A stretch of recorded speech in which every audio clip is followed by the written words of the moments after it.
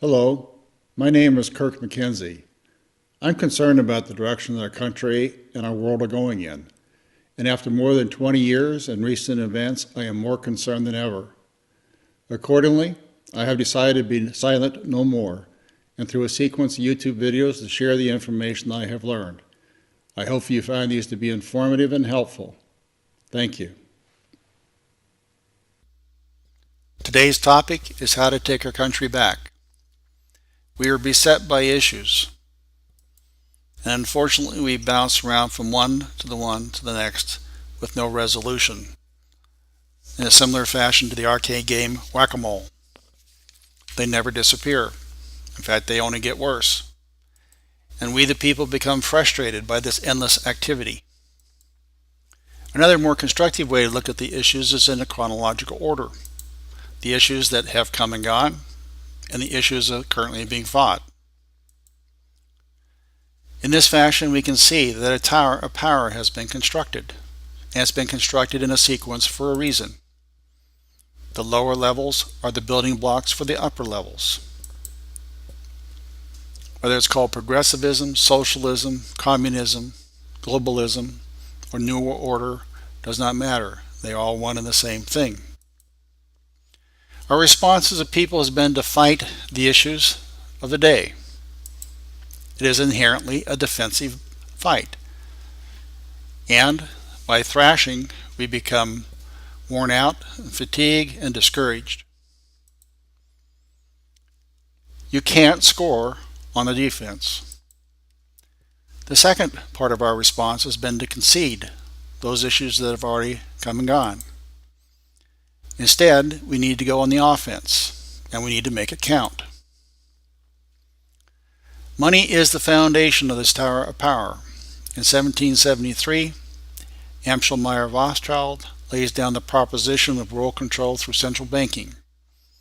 Give me control of a nation's money, and I care not who makes the laws.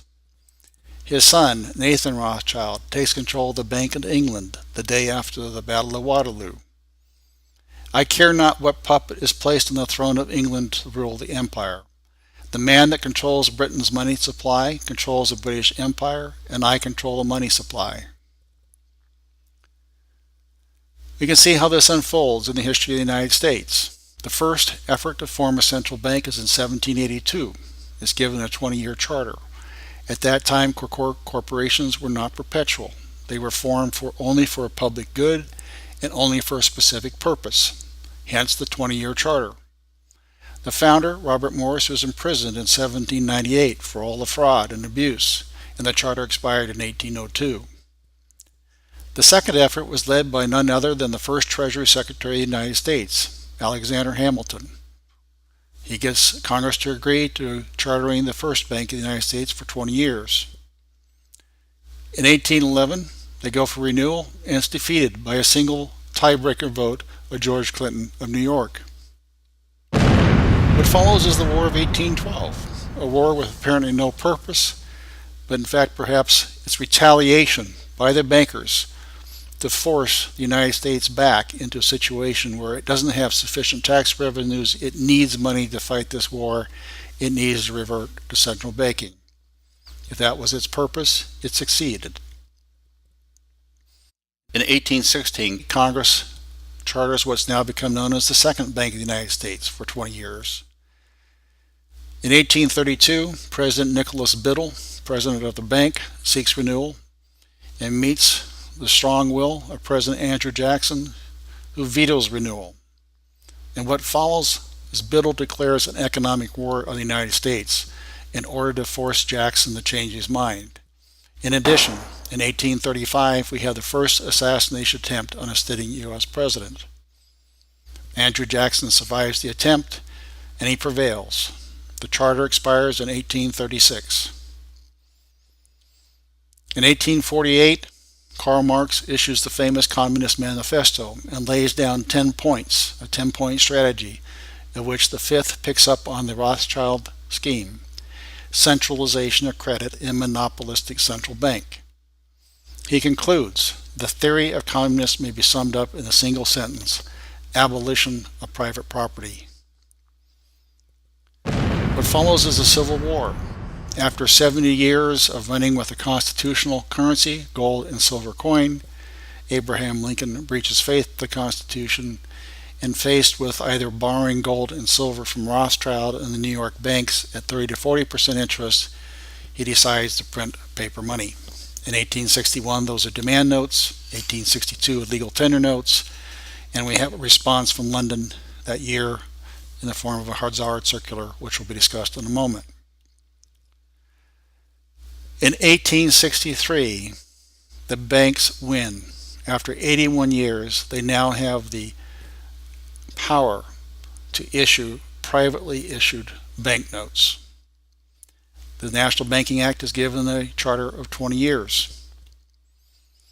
In 1864, Lincoln speaks out against the money power.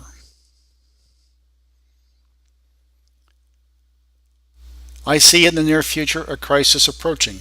It unnerves me and causes me to tremble for the safety of my country. The money power preys upon the nation in times of peace and conspires against it in times of adversity. It is more despotic than a monarchy, more insolent than autocracy, more selfish than bureaucracy.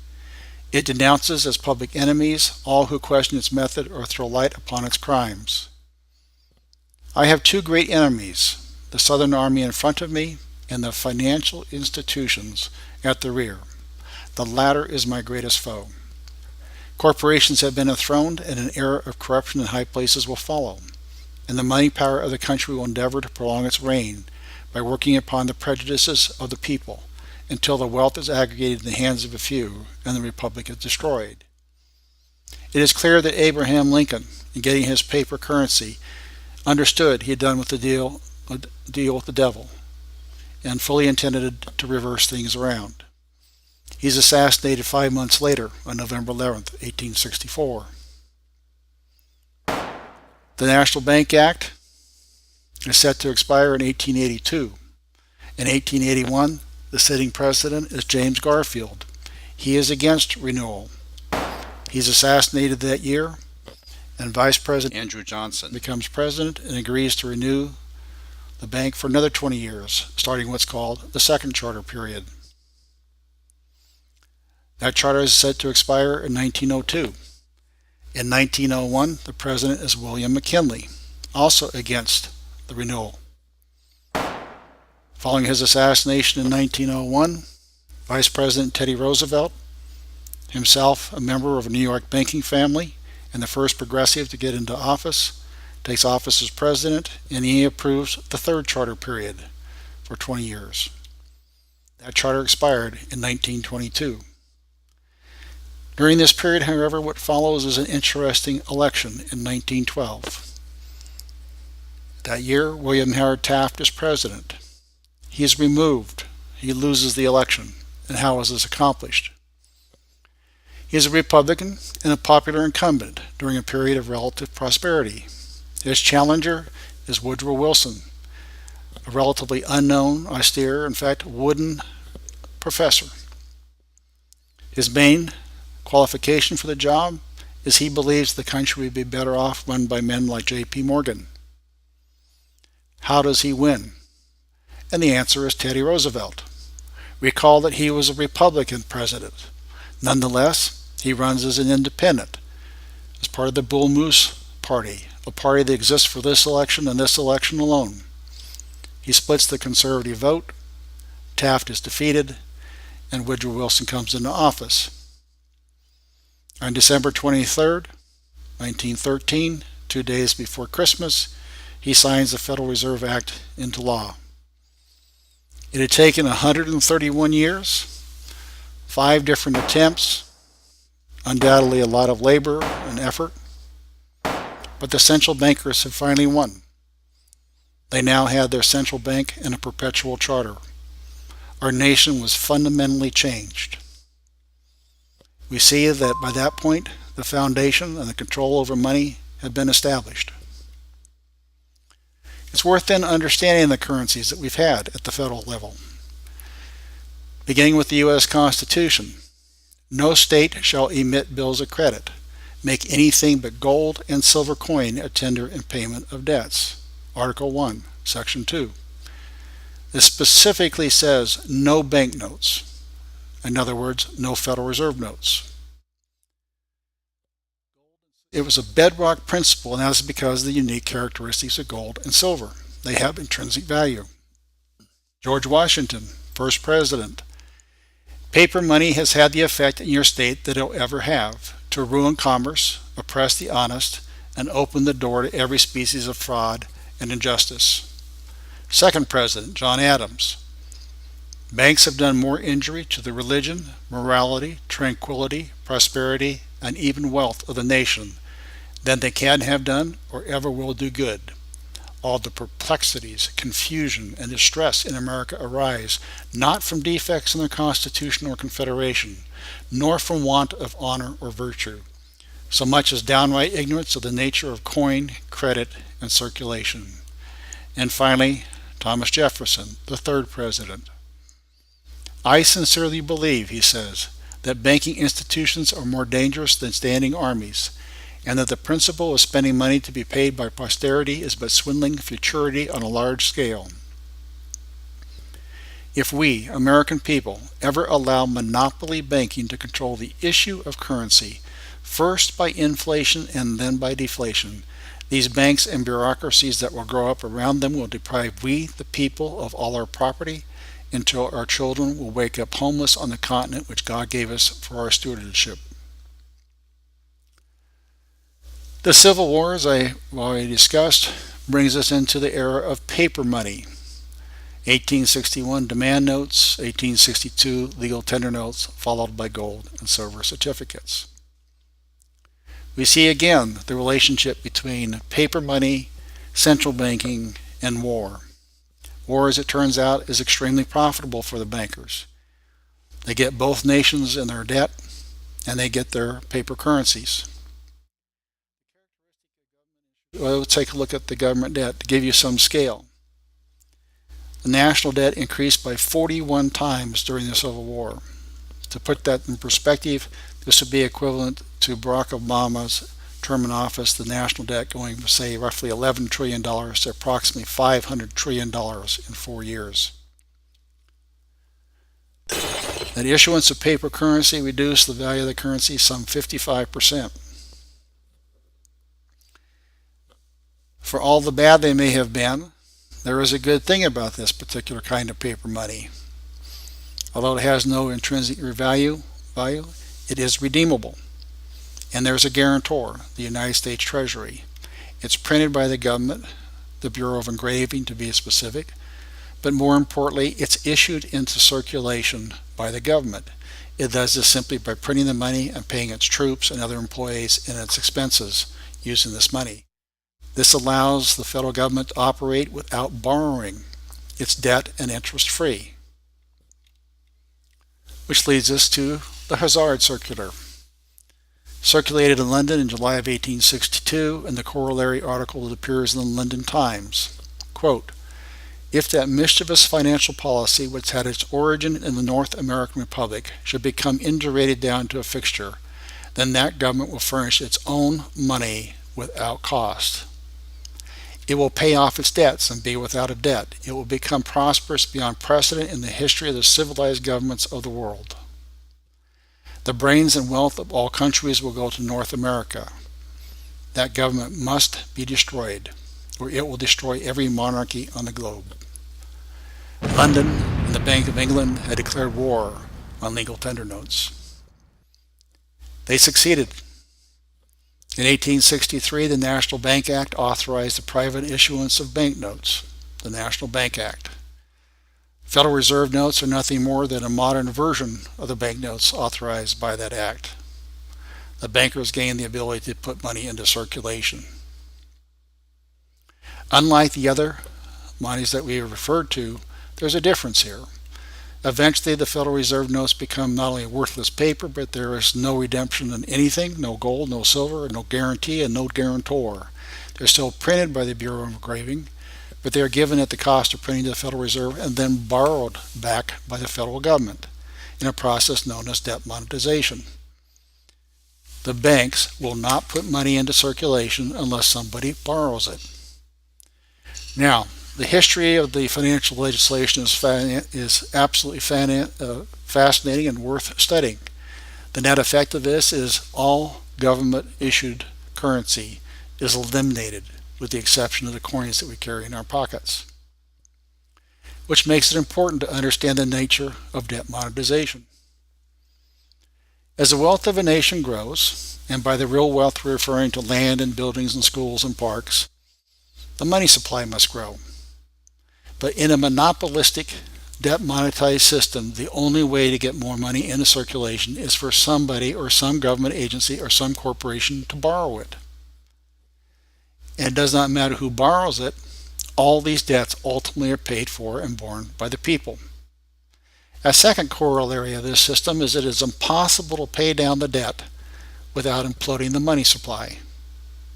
By paying off debt, the money disappears from circulation.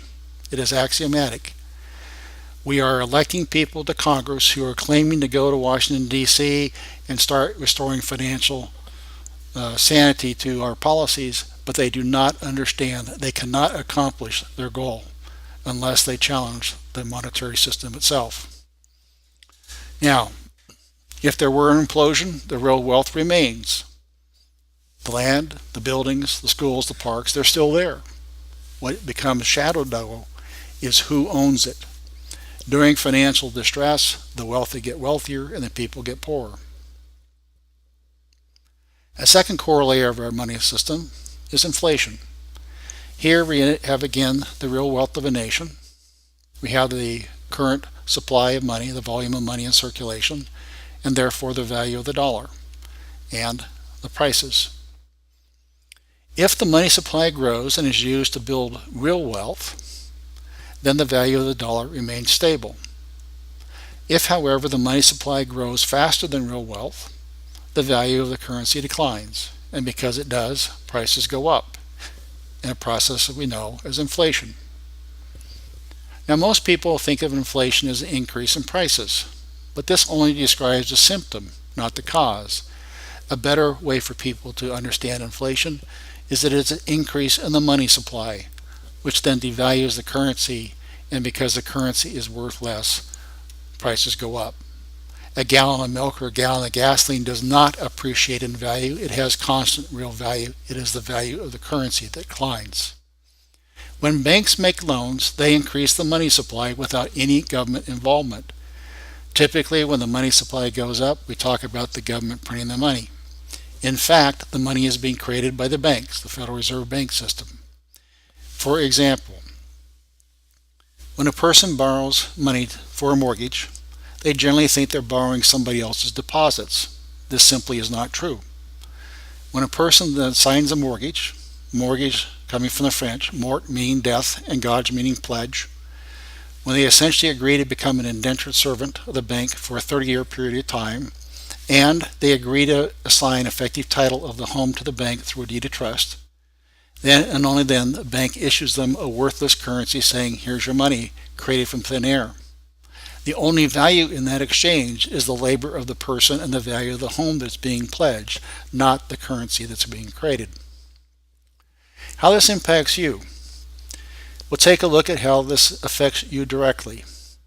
As the money supply goes up, the value of the dollar comes down, and the real value of your income, your lifetime savings, and your investments decline.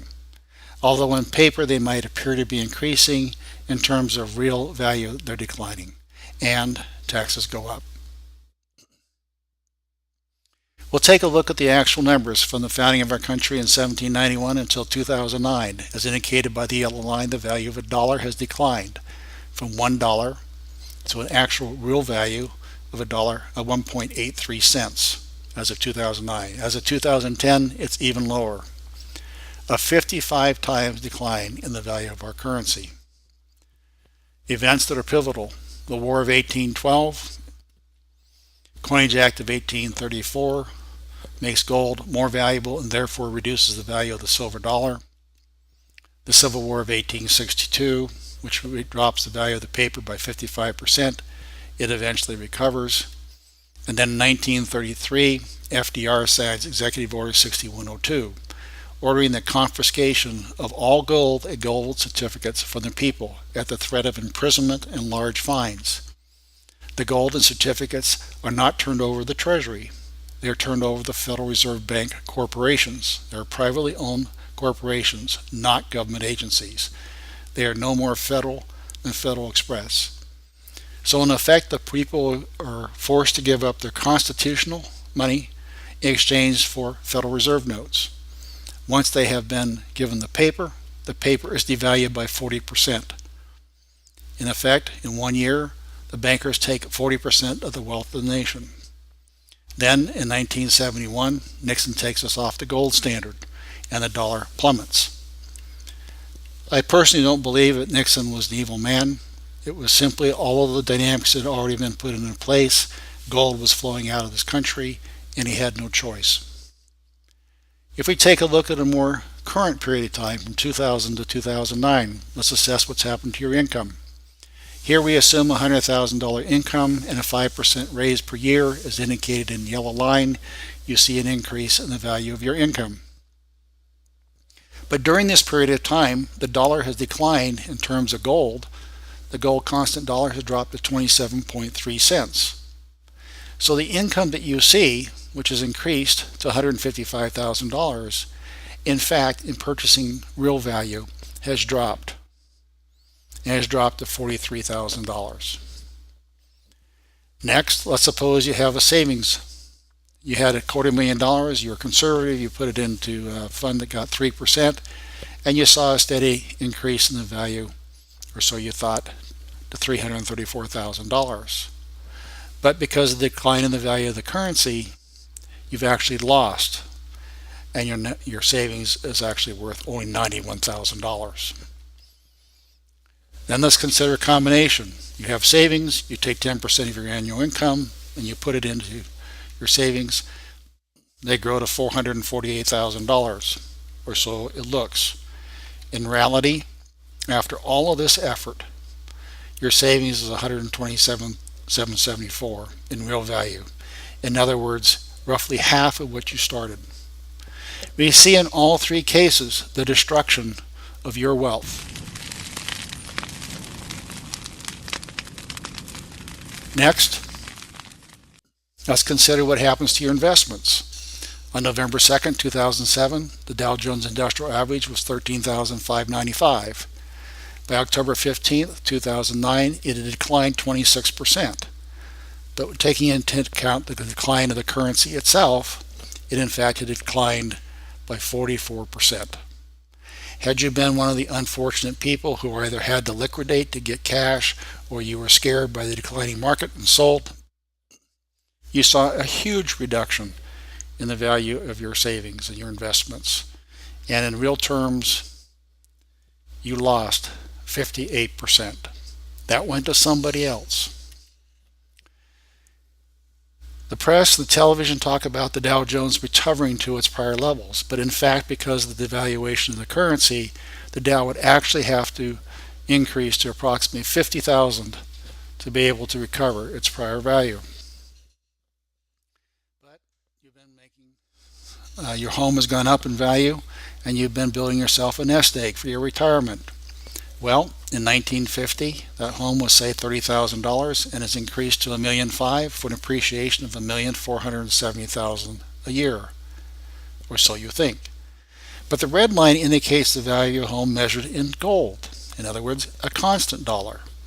And in constant dollars, the home was only increased to $49,528, and that almost entirely due to an increase in the population in the area, in other words, increased demand. The remainder is entirely due to dollar devaluation or inflation. It is not a real increase in wealth.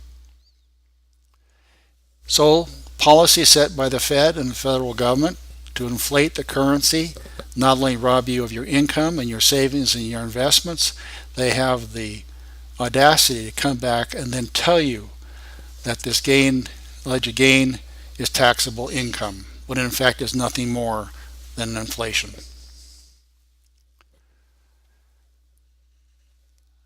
So in 1913 we had the Federal Reserve Act. but there are other things happening around that period of time. In fact, earlier that year, on February 3rd, the 16th Amendment was allegedly ratified by Secretary of State Philander Knox, for whom Fort Knox was later named. This allegedly creates the authority for the federal government to impose a federal income tax. Well, why do they have to have this amendment? And the answer is that in 1895, on April 8th, the Supreme Court ruled in a decision called Pollock versus Farmers that the federal government did not have the authority to impose a federal income tax, arguing that the power to tax is the power to destroy. Subsequent to the 16th Amendment, it was challenged, and in February 21st, 1916, the Supreme Court again rules in Stanton versus Baltic that the 16th Amendment creates no new powers of taxation. So if the federal government didn't have it to start, and this didn't give it to them, it gives the meaning to the question, do we have a voluntary or a mandatory federal income tax? This becomes the second aspect of the Tower of Power. These two form the Twin Towers. Central banking is a process that creates, increases, and perpetuates debt, and central taxation is the police power that government can use to force the people to pay these taxes and the interest back to the bankers. On April 8th, the 17th Amendment is allegedly ratified. As envisioned by our founding fathers, the people would be represented by the elected representatives in the House of Representatives, who would have control over the initiation of all legislation and the budget. However, the states would be directly represented in the Senate. The senators would be designated by the legislatures.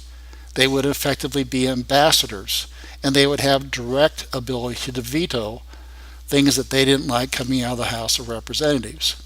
Therefore, the states had a role to play directly in the federal government, and therefore the federal government was somewhat subordinate to them. The 17th Amendment changed this. Now the senators would be popularly elected. The states were dealt out.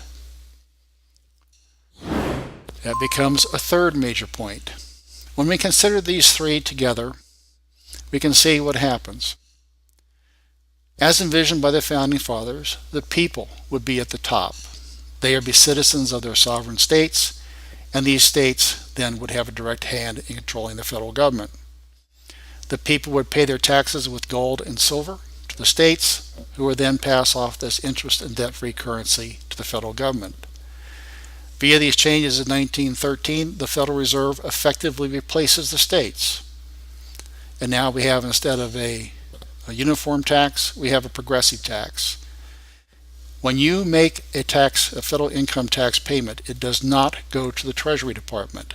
Just look at the canceled check and look at the bank routing number, and you discover it goes to the privately owned Federal Reserve banks, who take this income from you and then credit it against the debts owed by the federal government through the debt monetization process. As a consequence, a group of international banking families or globalist bankers are supreme. They have control over the federal government, and in turn the people are reduced to the bottom. Other things that occur around the same period of time that are fundamental. New York City primarily begins to take control of the mass media, newspapers, news wires. All television now emanates from New York City.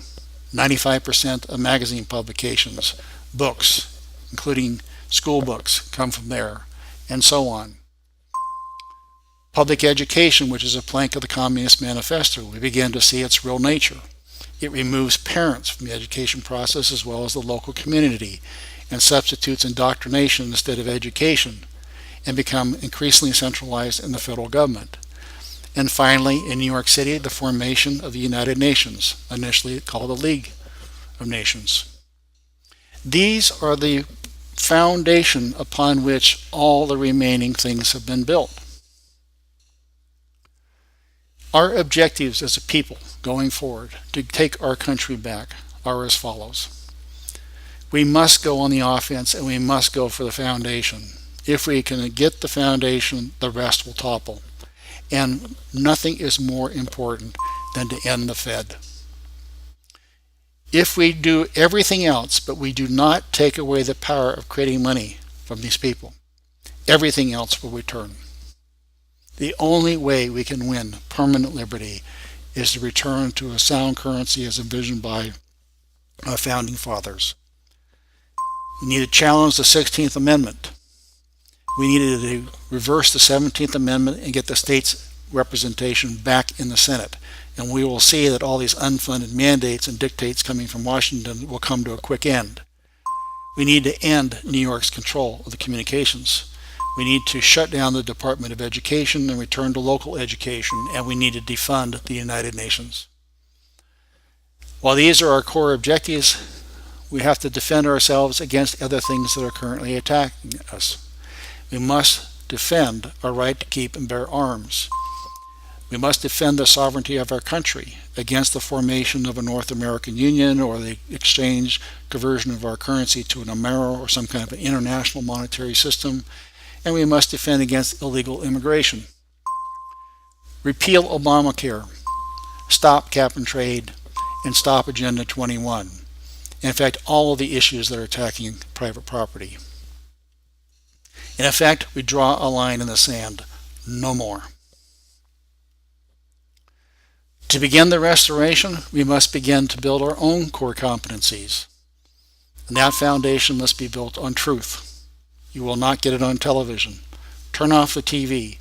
Begin reading books. Begin listening to other people who have studied these issues. They may be expressing opinions different from what you understand, but listen to them carefully, because they may actually understand what is true. Second, the experts need to help to get the word out, and they can do this by putting together books and YouTube videos and newsletters and articles and flyers that get the word out. Next, everybody needs to be part of a communication system. We need the ability to get this information out to tens of millions of people.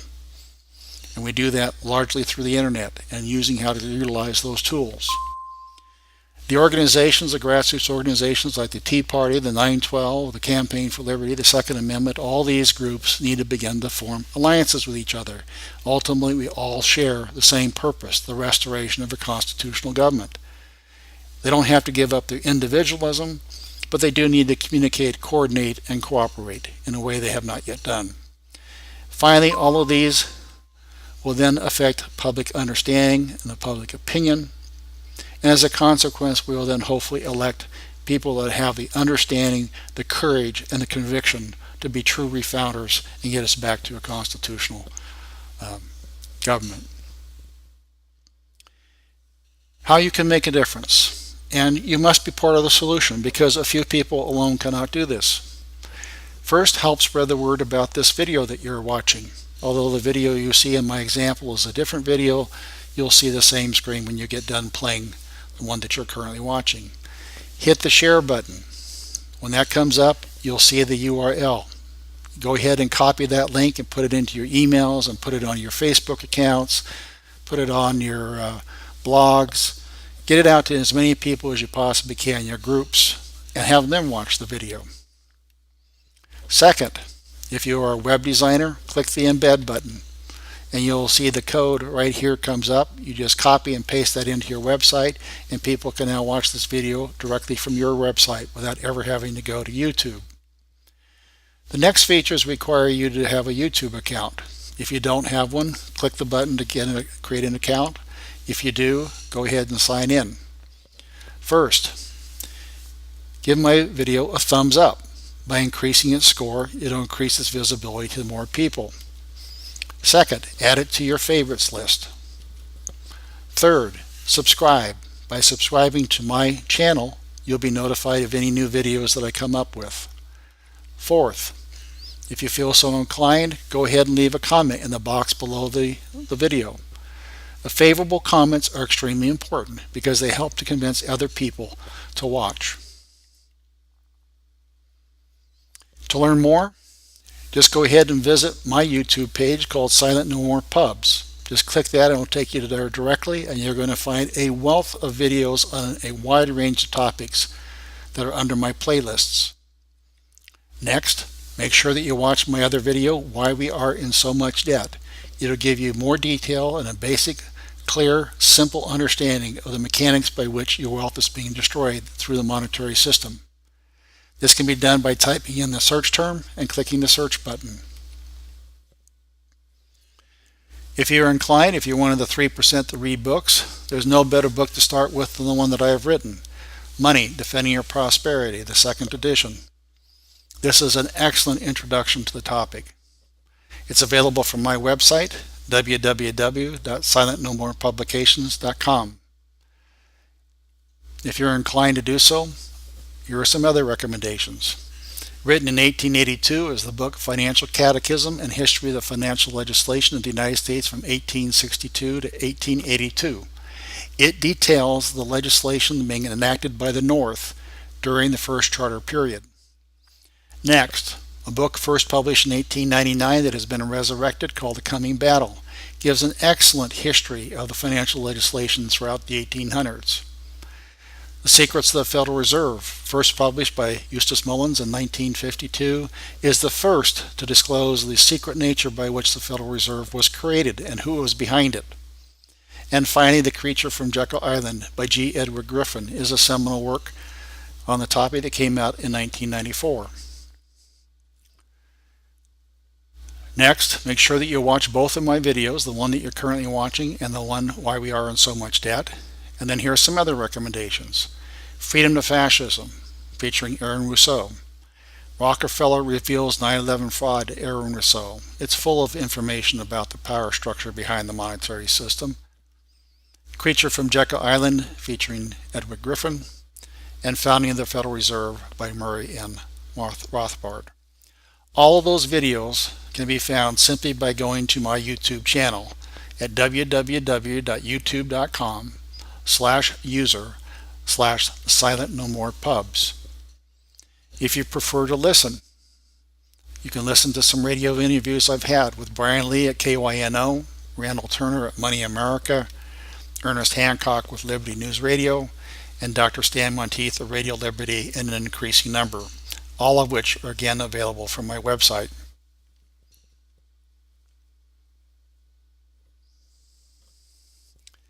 This video is dedicated to the memory of Aaron Russo. Since the Federal Reserve has come into being in 1913, illegally, without a constitutional amendment, by bribing a few senators during Christmas vacation, they turned over the most important power that the American government has, the creation and issuance of money, to a private bank. Through that private bank issuing money, they have destroyed this country. They have destroyed the purchasing power of the money in this country. They've created social programs that are destroying this country. They have a machine that can make all the money. It's not about money. It's about control. It's about their vision of how they want to see the world. What we want doesn't matter anymore. It's their agenda. It's their plans that matter. So the ultimate goal that these people have in mind is the goal to create a one-world government run by the banking industry, where everybody has an RFID chip implanted in them. All money is to be in those chips, right? There'll be no more cash. And this is given me straight from Rockefeller himself. This is what they want to accomplish. And all money will be in your chips. And so instead of having cash, anytime you have money in your chip, they can take out whatever they want to take out whenever they want to. And you become a slave. You become a serf to these people. That's their goal. That's their intentions. They control the media. They control the government. And they're all in bed together. So you're fighting all this propaganda all the time. And it's a very difficult fight. If we ever want to win this battle, you must shut down the Federal Reserve System. And we must shut down these bankers. We're dealing with complete evil. We're dealing with complete evil. And until the American people wake up and say, we don't want this evil in our country anymore, and we want to come back to a country of decency and goodness and integrity and honor, you know, we're going down that road. But just, folks, you know, all I can say is, you know, take our country back, restore the Constitution. Don't let these bankers do this to us anymore. Stand up, don't be afraid of them, and do what you got to do. to be. It takes all Americans to stand together, to stand tall, to mobilize and say, we're not going to take this anymore. I'm mad as hell. I'm not going to take it anymore. We're going to stand up and fight the battle. And you and I can't do this alone. We're just leaders of the thing. But other people have to join in with us and stand side by side, shoulder to shoulder, and say, I'm not going to take it anymore. That's what it's going to take to win this effort. I sincerely thank you for taking the time to watch this video and hope that you get others to do the same. The more people that become awakened on this issue, the more likely the return of our liberties and our financial prosperity. If you feel so inclined, feel free to drop me an email at author@silentnomorepublications.com. Thank you.